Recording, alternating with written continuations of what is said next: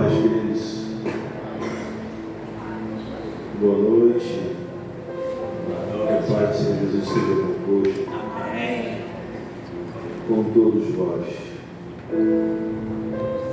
Vamos orar. Vamos começar orando. Ai, queridos, esse negócio aqui é uma coisa tremenda, maravilhosa, quase terrível. É impressionante isso, papito. Não passa. A gente sempre quer que isso passe, mas acho que se passar perde a graça. Se quiser feche seus olhos e vire sua cabeça, fique à vontade. Vamos falar com o Senhor. Soberano Deus e eterno Pai, Deus, nós te louvamos por tua bondade e misericórdia. Queremos nesta hora, Senhor, te agradecer, Pai querido, pelo fôlego de vida, saúde, bom ânimo, pela oportunidade de estar na tua casa, Senhor, aqui congregados, Pai, reunidos, para falar do teu santo nome, Senhor, para te render graças, para louvar, agradecer o teu santo nome, Pai. Deus, em nome de Jesus Cristo, nós possamos ter um momento, Senhor, de real intimidade contigo, de relacionamento, de estreitamento, que nós possamos, Pai, estar abertos para recebê-lo em nosso coração, que nós possamos, Pai querido, nos entregarmos de verdade, Senhor. Não venhamos, Pai, ter reservas, ficar presos, Senhor Deus, a nada, Senhor, que possa nos impedir de vivermos a plenitude, Senhor, de um relacionamento contigo. Deus Pai, nesta hora nós queremos clamar o teu favor e a tua misericórdia, pedindo que o Senhor possa estar manifestando por meio do teu Santo Espírito, falando aos nossos corações, tudo aquilo que será dito, que será ministrado, Senhor, assim como os louvores que foram entoados, as apresentações que foram feitas, dirigidas pelo teu Santo Espírito, que não seja diferente nesta hora, Senhor. Em nome de Jesus Cristo, aquele que crê se concorda, diga amém. Amém. Amém, queridos.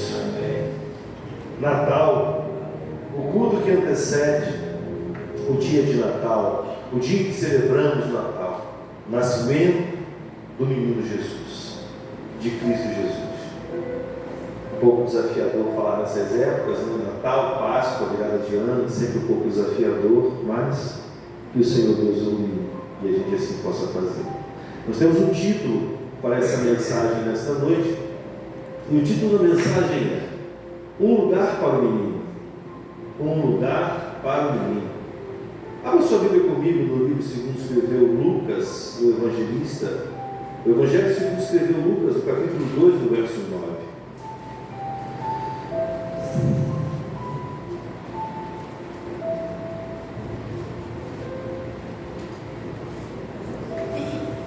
A gente consegue dar uma direcionada nessa paleta aqui? Não. Consegue? A paleta, a gente consegue dar uma direcionada? Está voando aqui no papel.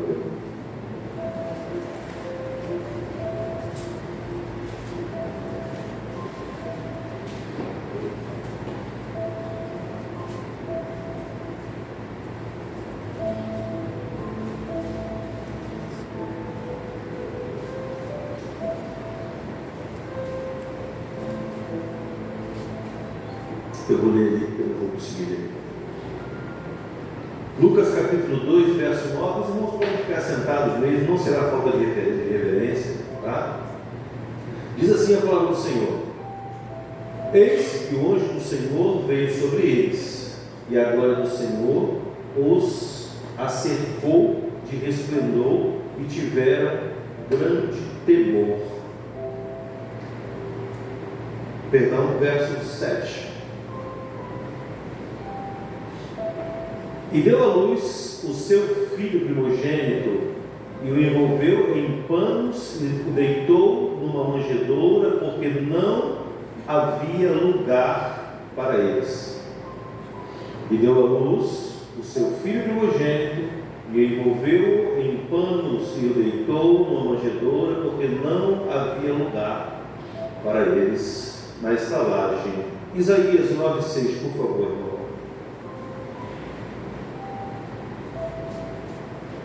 Aos amados, Isaías 9,6, se quiser pode acompanhar aqui comigo. Porque um menino nos nasceu, um filho se nos deu, E o principado está sobre os seus ombros, e o seu nome será Maravilhoso Conselheiro, Deus Forte, Pai da Eternidade, Príncipe da Paz. Esse título, queridos, é um título para que a gente possa vir a refletir acerca de uma proposta que parece ser muito simples, e quando nós somos levados a pensar sobre isso, ou quando somos perguntados acerca de se temos comunhão com Deus, se conhecemos a Jesus, se Ele caminha conosco, se nós caminhamos com Ele, se Ele de fato habita em nós ou conosco, assim como diz a palavra de Deus, é claro que hoje manifesta por meio do Santo Espírito de Deus, Deus ele opera em 3 distintos períodos de formas distintas. Foram 3 períodos específicos. No Antigo Testamento, Deus manifestava-se diretamente, falando com os homens por meio dos profetas. Então, o relacionamento de Deus era direto. O primeiro da Trindade, o Pai. E Ele falava com as pessoas por meio dos profetas. Ele chamava, falava com os seus profetas, com os seus sacerdotes, eles comunicavam e falavam ao povo. Assim era a maneira que Deus tratava com a humanidade. No segundo momento, Deus começa a tratar com a humanidade por meio de Jesus Cristo, o Verbo encarnado. Jesus, ele veio à Terra com uma missão, é anunciado, é profetizado, ele viria, os profetas assim anunciaram, e a palavra não se cumpre. Jesus vem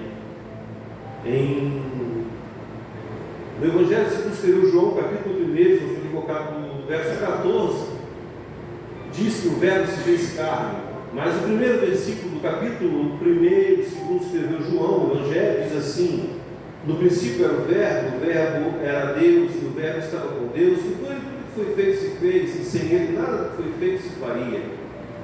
E aí segue então a Bíblia dizendo que o Verbo se fez carne. E essa é a segunda ocasião que Deus manifesta-se na terra para falar e tratar com os homens.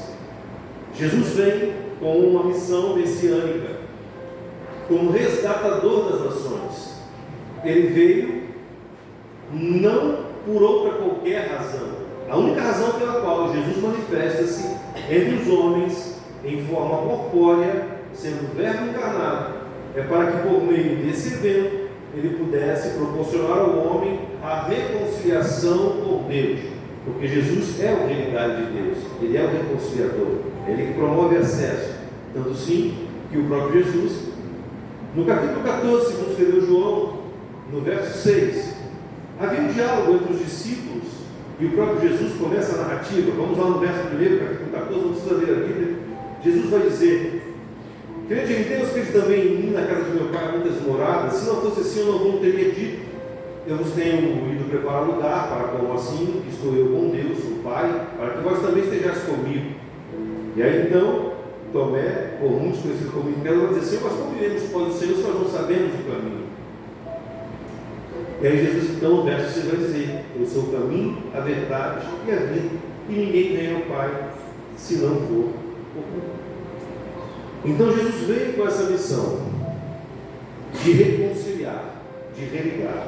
E quando então Jesus ele vai ser assunto aos céus, no mesmo capítulo 14, no verso 16 e 17, Jesus Cristo tratando os seus discípulos, uma síndrome que surge, a síndrome da orfandade, porque eles tiveram em Jesus Cristo o espelho da segurança, da confiança, do equilíbrio, do suporte, porque Jesus, para eles, durante aquele tempo que eles estiveram juntos no ministério, Jesus representou toda a base de estrutura que eles precisavam ter para que fossem bem-sucedidos no seu chamado, naquilo qual o Senhor os havia comissionado, que era cumprir a missão.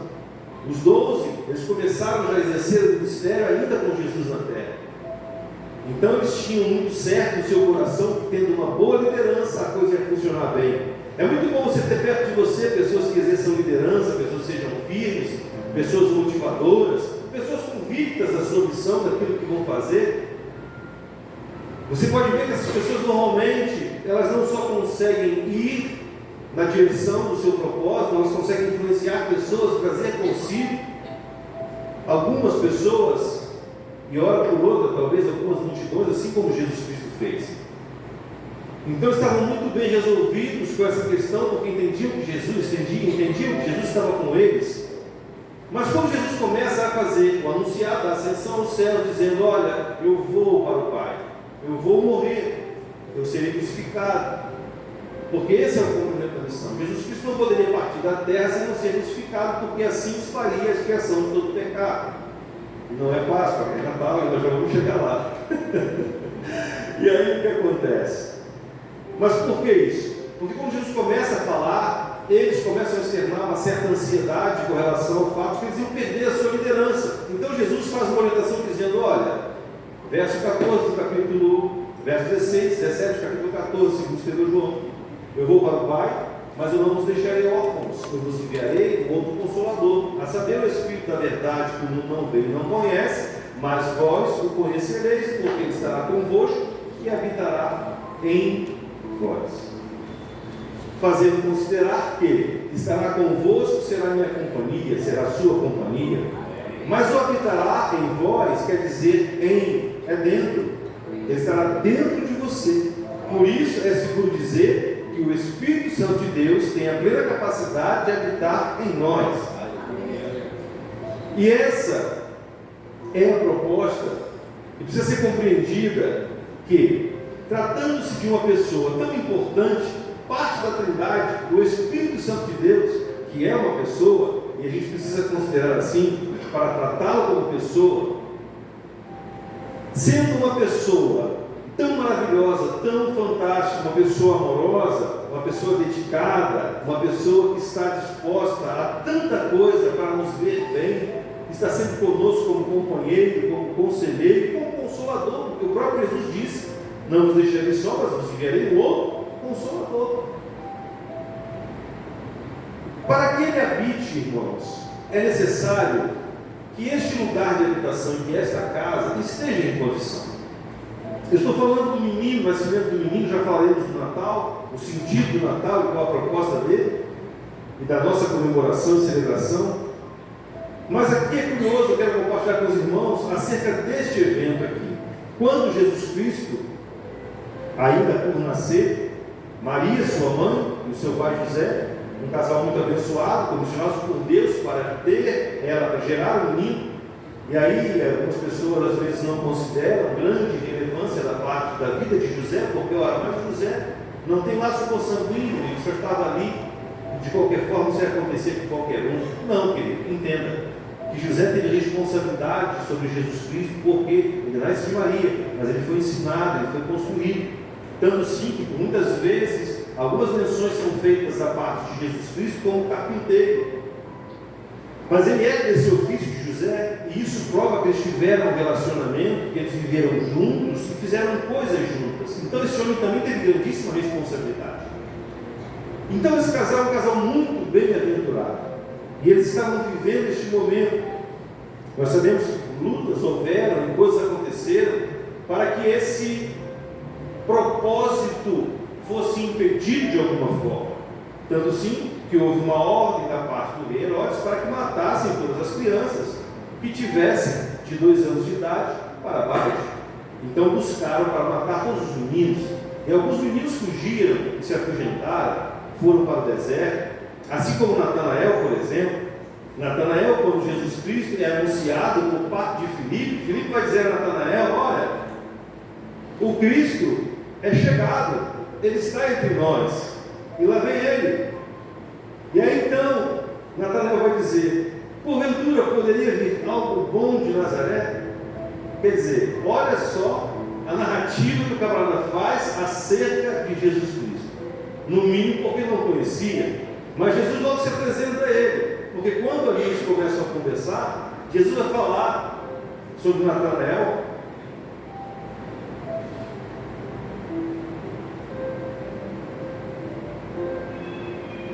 E com Natanael, Jesus vai dizer: eis aí um autêntico israelita. E aí então Natanael fica pasmo, e Jesus diz: olha, Natanael, eu te vi quando você estava debaixo da figueira. E que momento foi esse? Foi o momento em que Natanael se afugentou para não morrer, quando era ainda uma criança. E se Jesus Cristo era contemporâneo de Natanael, não havia nenhuma possibilidade do próprio Jesus tê-lo visto e assim ter recordações, a menos que ele tivesse em si algum atributo divino no exercício da deidade, sendo Jesus homem, porém Deus, o Verbo encarnado. E aí então Natanael faz a narrativa, enfim, porque não conhecia Jesus Cristo. E aí voltam nos pais de Jesus, terrenos, fisicamente falando. Muito provavelmente, as pessoas que estavam na estalagem não sabiam de que se tratava. Não sabiam que casal era aquele. Não sabiam quem aquele casal ou aquela moça que estava grávida estava carregando. Não sabia que o menino que estava por nascer era aquele menino que fora anunciada em Isaías capítulo 9, no verso 6. Que o menino nos nasceu, mas não era simplesmente um menino. Muito bem, um filho se nos deu, o filho foi dado. Mas a Bíblia vai dizer que o principado está sobre os seus ombros. Ele não era qualquer um, ele era da linhagem real, porque a Bíblia diz que da raiz de Davi nasceria o Rei da Glória, aquele que havia ou haveria de remir todas as nações. E aí segue a dizer: o principal estava sobre os seus ombros, e o seu nome será chamado Maravilhoso Conselheiro, Deus Forte, Pai da Eternidade, Príncipe da Paz. Esse era o menino. E aí nós vamos ver o quanto é crítico e quanto isso pode comprometer as bênçãos de Deus, as oportunidades e tudo aquilo que precisamos e podemos receber da parte do Senhor.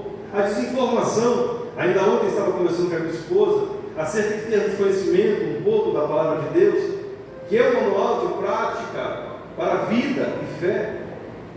E não conhecer aquilo que foi anunciado, não saber as orientações da parte de Deus, muitas vezes pode comprometer a proposta e nos tirar do lugar onde devemos estar. Ou, até estando no lugar que deveríamos estar, estamos incorrendo no risco de perdermos uma grande bênção da parte de Deus.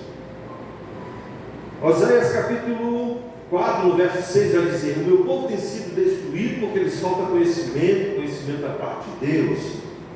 Mas vai dizer que o povo rejeitou o conhecimento da parte de Deus, conhecer da parte do Senhor. E o Senhor disse que assim como me tem rejeitado a mim, eu também rejeitarei a vós. E o povo então por isso está sendo destruído, porque falta conhecimento da parte do Senhor.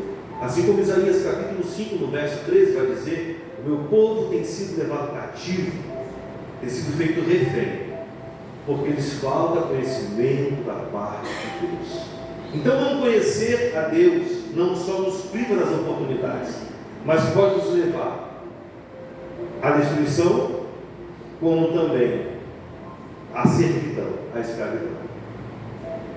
E aquele povo que ali estava na estalagem não conhecia aquele casal, não sabia que menino era aquele que ali estava chegando. Tanto sim que a Bíblia diz que eles se dirigiram para o estábulo, ali onde, numa manjedoura, Jesus, quando nasceu, foi colocado. E pensar sobre isso, sobre ter um lugar ou não ter um lugar para o menino, é uma coisa que parece ser muito simples, mas que num dado momento torna-se um pouco desafiador. Por quê? O Senhor, Ele quer fazer do nosso coração o seu lugar de habitação, a casa onde Ele vai morar, enquanto estivermos aqui na terra. Mas para que isso aconteça, irmãos, nós precisamos gerar esse espaço, gerar esse lugar.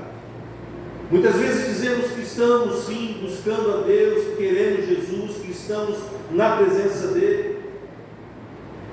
Mas eu volto aqui na passagem, na parábola do filho pródigo, das dracmas, da ovelha. E essa parábola se completa, parece que eu estou muito longe da proposta acerca da informação que eu estou transmitindo, mas entendam uma coisa. Porque muitas vezes nós nos convencemos pela nossa perspectiva e ótica, achando que estamos no lugar certo, fazendo a coisa errada, e que está tudo bem, que Deus está se agradando. Talvez porque estamos fazendo o cumprimento de um ciclo ou de uma religiosidade, porque estamos vindo aos cultos sempre, quase todos os dias, porque estamos nos movimentando. Mas é muito mais do que isso, queridos. É muito mais do que estar na igreja, é muito mais do que vestir um terno, do que carregar uma Bíblia, é muito mais do que isso. É saber como está o teu coração. Nós sabemos que um coração estando em desequilíbrio, uma alma estando comprometida, isso pode ser razão, queridos, para que muita coisa ruim aconteça, inclusive que a gente venha perder a nossa salvação, que a gente venha perder a oportunidade de ter em nós o menino Jesus, ou o Espírito Santo de Deus manifesto. E aí então, irmãos, muitas vezes a gente pensa que cumprir um ciclo, está caminhando, participando da jornada, está inserido na proposta, isso basta e isso resolve. E para Deus, isso não resolve, queridos. O que Deus ministrou no meu coração nessa tarde, quando eu estava pensando sobre essa mensagem, é que muitas vezes nós queremos trazer o menino Jesus para morar em nós, para residir em nós, a pessoa do Espírito Santo, mas nós não temos um lugar preparado, nós não temos uma casa preparada, nós não temos uma acomodação para ele. Isso porque a gente pode olhar para o princípio da física que diz que dois corpos não ocupam o mesmo lugar no espaço. Para que o Senhor habite em nós, para que o menino more em nós, para que nós tenhamos um lugar para o menino, nós vamos precisar nos desprender de coisas, nós vamos precisar nos esvaziar de coisas, vamos precisar liberar a nossa mente, o nosso coração de coisas. A gente diz assim: olha, eu amo a palavra de Deus, eu amo a Bíblia. E é curioso, irmãos, que essa palavra me parece um pouco exortação, mas eu entendo a palavra primeiro veio para mim, eu recebi de Deus isso, e agora estou compartilhando com os irmãos. Eu amo tanto a palavra de Deus, mas essa semana eu só peguei na Bíblia hoje para poder preparar a mensagem, e um pouco na correria, confesso para os irmãos. E aí, irmãos, nós estamos invertendo os valores, nós estamos trocando as coisas, nós estamos trocando coisas que têm preço por coisas que de fato têm valor, e a gente precisa ter coragem para falar sobre isso, porque a gente vai como fumaça na ventania, como se estivesse tudo bem. Olha, eu não estou muito bem com o diácono Clay, não estou lidando muito bem com ele, não estou muito bem com ele, estou aqui com os ressentimentos de umas mágoas, mas está tudo bem. Eu vou continuar subindo aqui, Clay, pregando e falando em nome de Jesus e falando do amor de Deus para muitas pessoas na rua, mas você fica lá e eu fico cá, tá, Clay, porque a gente não está muito bem. Diácono Valdino fez uma coisa comigo passados uns dias, que causou um grande transtorno, e eu, irmãos, é ilustração, ele não fez nada. E eu não vou perdoar o Valdino, não vou, porque eu sou cristão, mas eu sou homem. Você tem que entender isso. Eu sou cristão, mas eu sou homem. Irmãos, enquanto a gente não tiver a capacidade de manifestar em Deus o que diz a Bíblia, no Evangelho segundo escreveu Mateus, capítulo 16, do verso 24.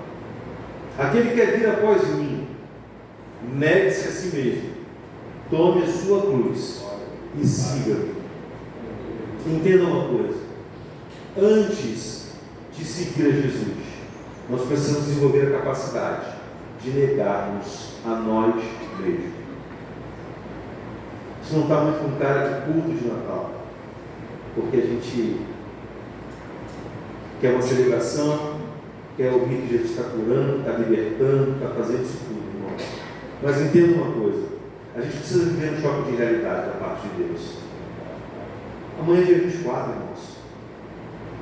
A noite vai chegar, e à meia-noite a gente vai celebrar.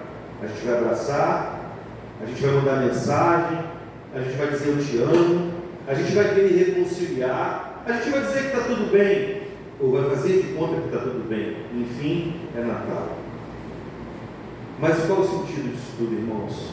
Qual é o sentido do Natal? Natal nós celebramos o nascimento de Jesus Cristo. Nós celebramos o tempo que o Messias nasceu. E o nascimento de Jesus Cristo traz para um povo esperança. O nascimento de Jesus Cristo traz para um povo novidade de vida. O nascimento de Jesus Cristo traz para o povo novas perspectivas. O nascimento de Jesus traz para o povo, sim, a primeira oportunidade, porque é a ordem primais do evento no qual Jesus Cristo vem à Terra. A missão dele é redenção e resgate, para que nós pudéssemos morar com Deus no céu, voltar a habitar no céu de glória com Deus. Voltar para a eternidade, voltar para o Éden. Essa é a missão.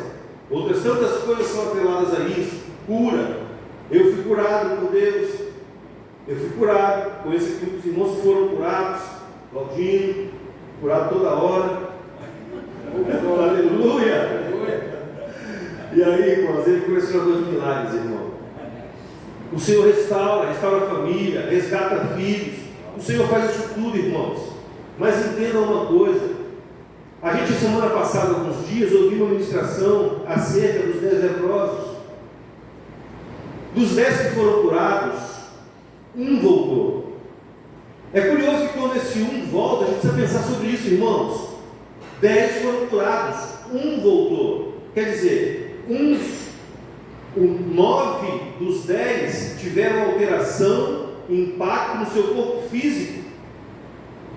Mas um foi mudado na sua alma, no seu espírito, porque ele entendeu o bem que o Senhor havia feito e ele voltou a Jesus Cristo. E estando diante do Senhor, em gratidão, ele vem glorificando. Uma coisa linda, como o diácono Cleide fala. Eu fico muito lindo com isso. Por quê, irmãos?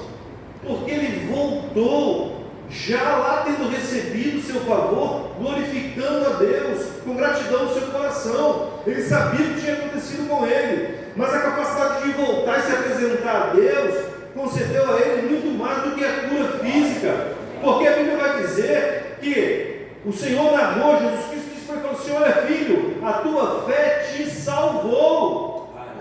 Ele já tinha recebido cura física, amém, o corpo está bem, a mente está legal, tá, mas e o espírito e a alma, para onde vão? O que vai acontecer? Essa deve ser a pergunta de todos os dias, essa deve ser a questão da nossa mente, porque o meu corpo está legal, eu vou para o médico fazer exames, acompanhamento, vai ficar tudo bem, vamos para a academia, boa alimentação, ótimo, leia bons livros, faça coisas que edifiquem a sua mente, ótimo. Vai ser uma pessoa construída com um corpo físico muito bom, com uma mente ótima.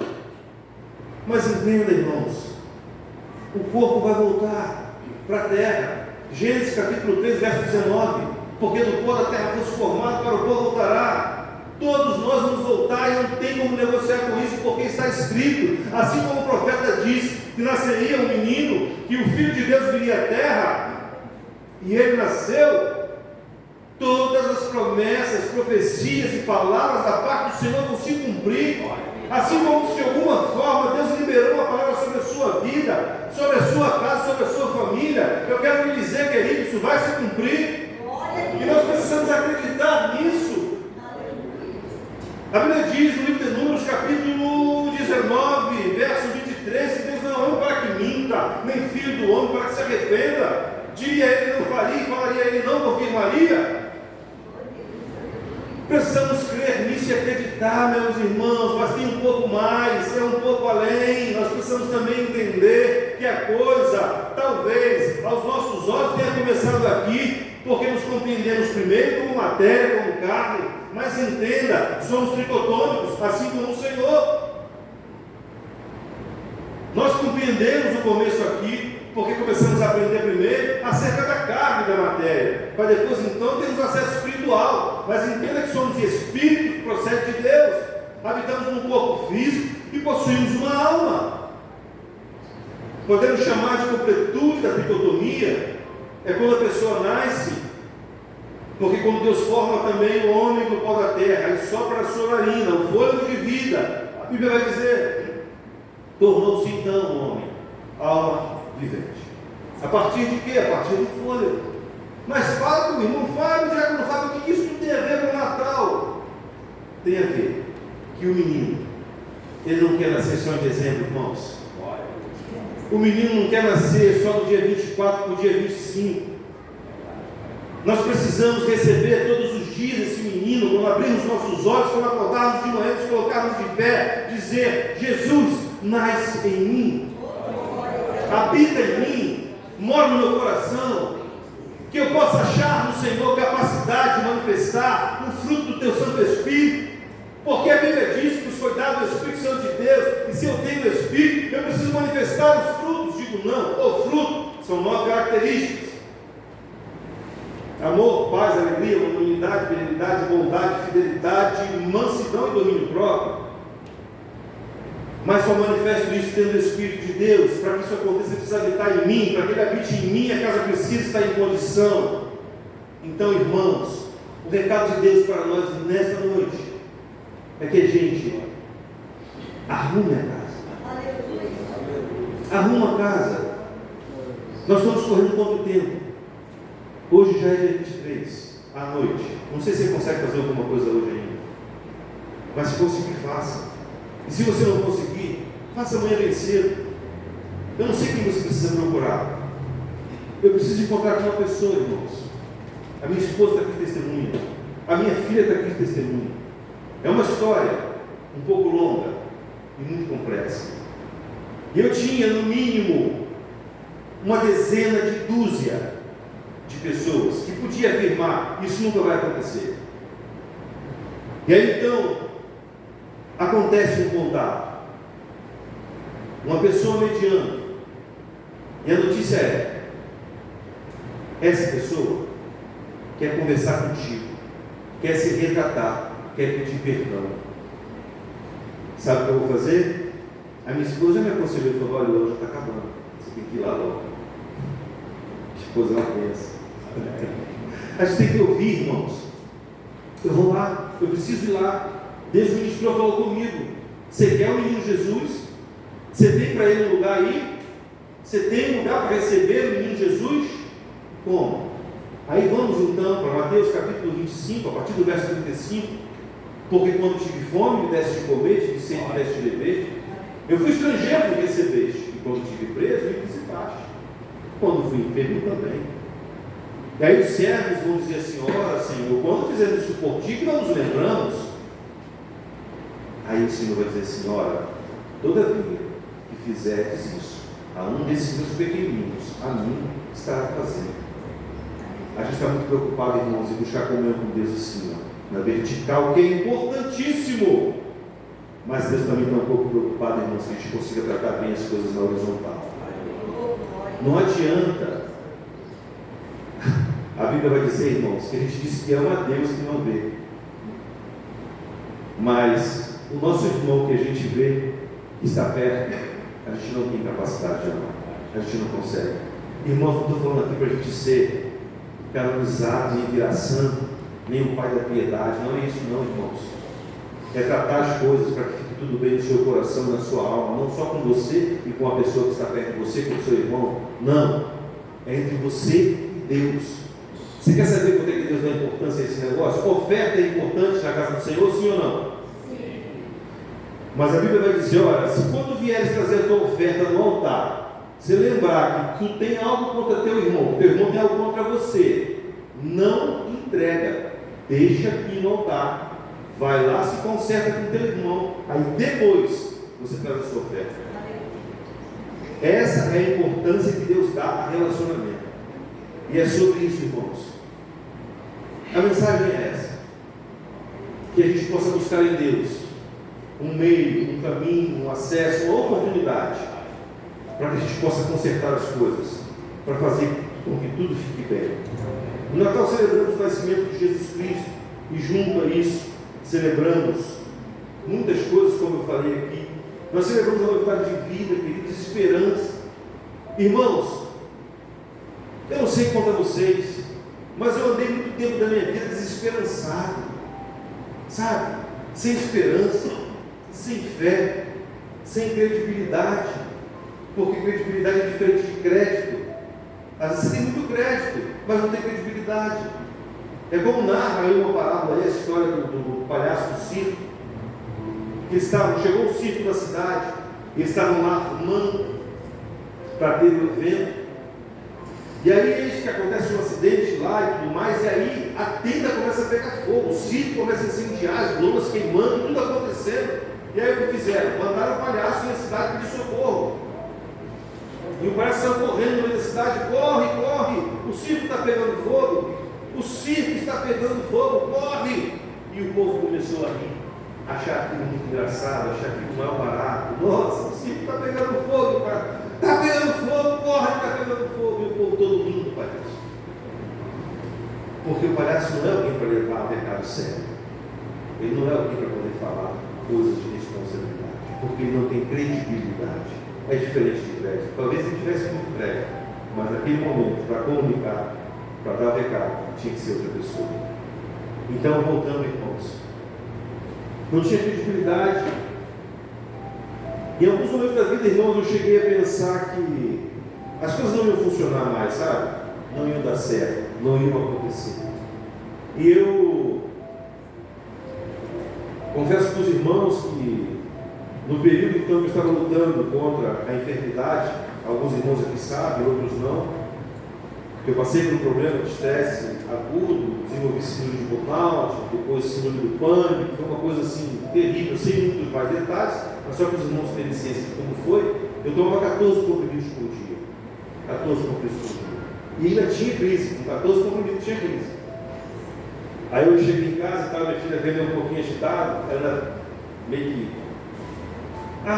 esqueci, pai, se eu não tomo mais remédio, minha filha não está se eu tomo remédio de ansiedade. E ela veio dizendo assim, não toma mais, glória a Deus que não toma. Irmãos, a ciência pode tratar, tudo pode acontecer, mas muito mais do que isso, o Senhor pode curar. Nós precisamos acreditar nisso. Quando o menino nasce dentro de nós, muitas coisas acontecem. Nós estávamos aqui numa luta, 1 ano de casado, domingo agora fez. E aí, queríamos um bebê. Estávamos buscando por isso, mas estávamos com um pouco de dificuldade. Algumas coisas aconteceram, depois a minha esposa vai dar testemunho. Para quem estava na igreja no domingo de manhã, viu, irmãos? A glória de Deus se manifesta. Domingo de manhã foi aquele testezinho de farmácia, que dá 99%, e olha, está tudo bem. A gente acreditou, nós cremos e oramos pelo bebê. Mas quando foi na terça-feira, minha esposa foi no médico, e aí fez lá consultas, procedimentos, e deu para ouvir o coração do bebê bater, irmãos. Aleluia! O menino nasceu aqui, o menino vai nascer lá, o menino está nascendo aqui.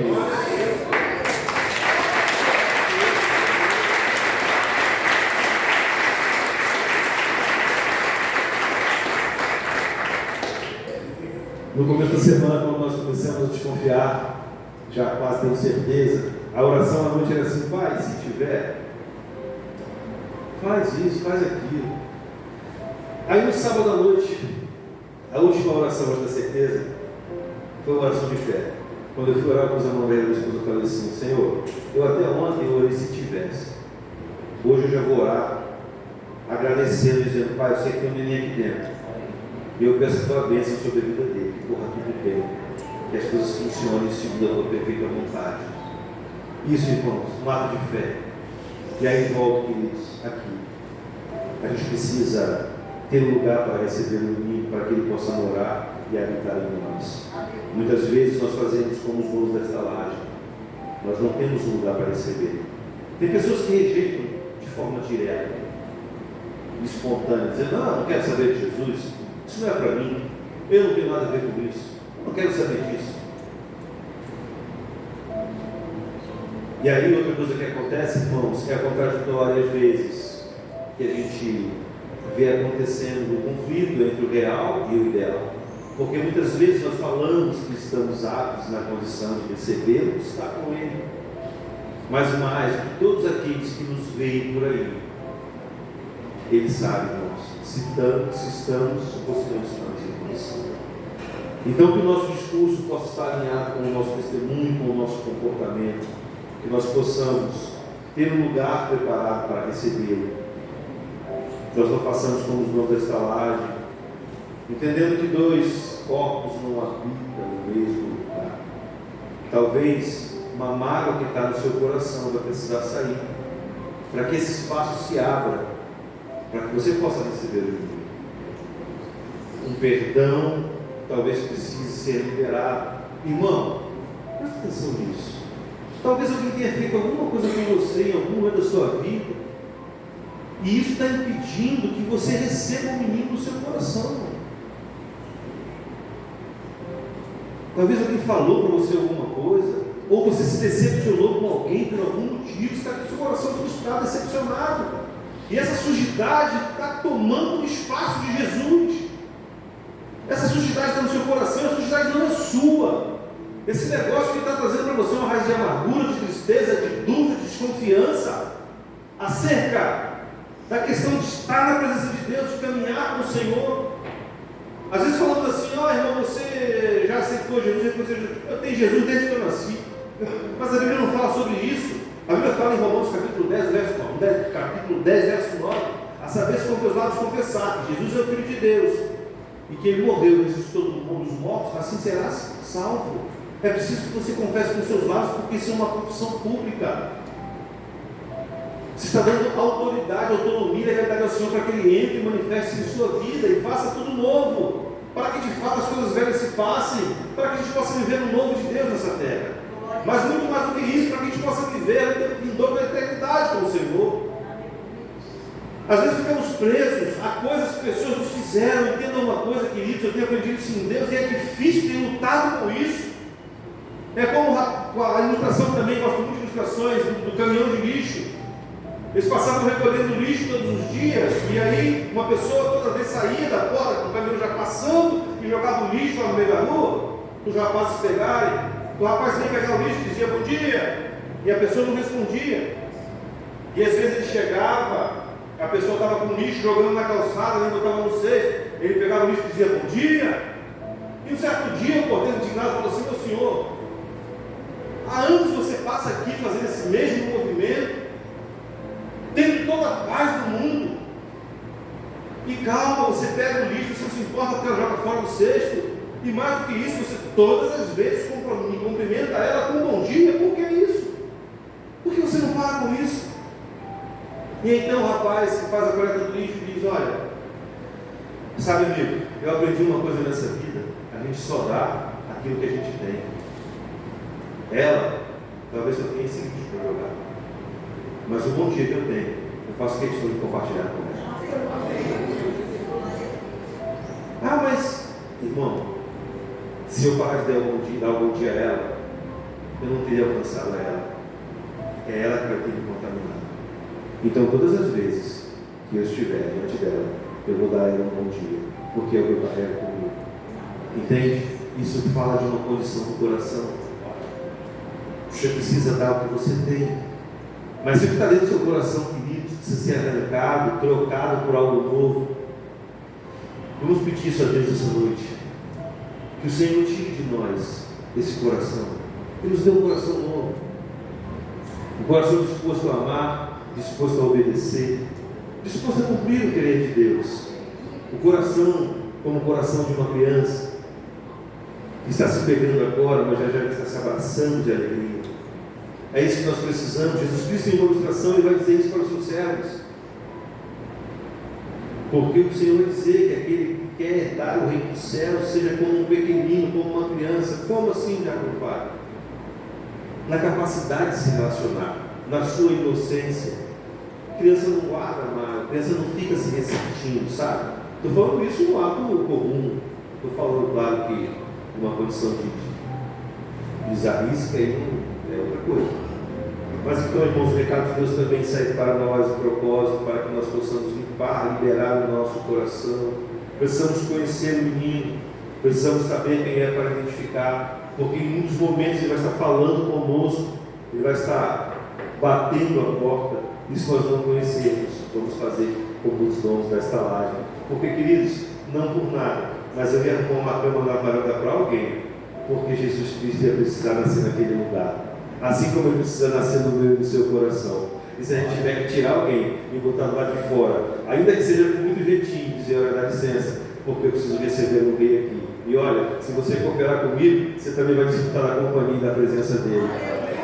A gente não precisa, irmãos, achar que vai ter que ter guerra, que vai ter que ter briga. Dava para arrumar as coisas. Mas eu acho que eles não conseguiram fazer isso porque eles não conheciam. Não conheciam o menino. É preciso conhecer. Precisamos aprender a respeito dele. Esse menino, desde muito pequeno, ele já tinha uma missão estabelecida. E ele veio cumprir a sua missão. Estava comissionado por Deus. Imagina, alguém comissionado por Deus, você receber em sua casa e ter contigo. E aí, mais do que isso, depois você saber, ele não é só comissionado, Ele é o próprio Rei da Glória. Ele é Jesus, o Rei dos Reis. Ele é o Senhor que veio ao seu encontro. Queridos, entendam uma coisa. Jesus, ele foi ao encontro daquele pessoal, mas eles não receberam. Entende isso? Jesus está vindo ao nosso encontro hoje. Nós precisamos receber. Amém. Jesus está vindo na sua direção nesta noite. Nós precisamos receber. Eu não posso deixar ele sair. Eu não posso deixar ele embora. Eu quero ele aqui dentro do meu coração, porque isso vai fazer diferença. Isso vai fazer uma história diferente para mim. E aí, queridos, é tão intrigante isso, porque agora cruzando quase toda a Bíblia, chegando no Apocalipse, capítulo 3, verso 20 do Apocalipse, carta narrada por Deus, pelo próprio Jesus, registrada por João. A Bíblia diz: eis que estou à porta e bato. Se ele abrir a porta, ou se alguém ouvir e abrir a porta, entende? Você precisa ouvir, mas mais do que ouvir, porque às vezes a gente ouve, mas não está disposto a abrir a porta. Abra a porta nesta noite em nome de Jesus. Abre a porta, você que está ouvindo, abre a porta. Por quê? Porque a Bíblia segue dizendo: eu entrarei em sua casa e cearei com ele, e ele ceará comigo. Nós não temos esse evento nas noites natalinas, do dia 24 para o dia 25, esperamos a meia-noite para podermos fazer o quê? Cear. Sim ou não? Hã? Tem essa cultura. A gente espera dar uma certa hora, todo mundo junto, reunido, para dar meia-noite, para celebrar, se alegrar, se abraçar. Feliz Natal, Feliz Natal, Feliz Natal. Agora vamos comer. Porque aqui, o Senhor bateu a porta com a esperança de que a pessoa ouça. Para quê? Para que ele fique lá de fora? Não, para que ele possa entrar e cear. Assim como na ceia também, Lucas capítulo 22, no verso 7, o Jesus diz assim: ora, tanto desejei eu comer convosco essa ceia. O Senhor quer isso, irmãos. Ele quer celebrar conosco, Ele quer estar conosco. O menino bate a porta e precisamos, queridos, não só ouvir, mas abrir a porta do nosso coração para que ele possa entrar e fazer morada. Precisamos reservar um lugar para o menino. Precisamos sonda, querido, o seu coração, assim como eu vou sondar o meu coração. Porque eu não quero perder a oportunidade do menino vir ao meu encontro e eu não ter lugar para receber. Que a gente possa se preparar em Deus, para termos um lugar pronto e preparado, para que quando o menino vier ao nosso encontro, e talvez ele esteja vindo na sua direção, talvez não, certamente ele está vindo na sua direção esta noite, para que a gente possa receber os nossos corações e possamos assim nos alegrar. Natal, queridos, é vida. Natal é o nascimento da maior oportunidade que o homem encontrou na terra. A gente celebra o nascimento de Jesus Cristo, o grande missionário, o maior missionário que a terra já viu,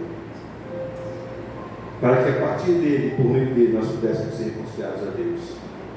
Ele é o único caminho de acesso, irmãos. Ninguém vai chegar a Deus se não for com Jesus Cristo.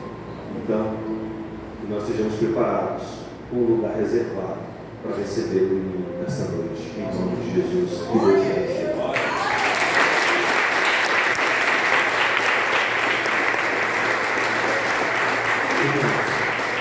Vamos nos colocar.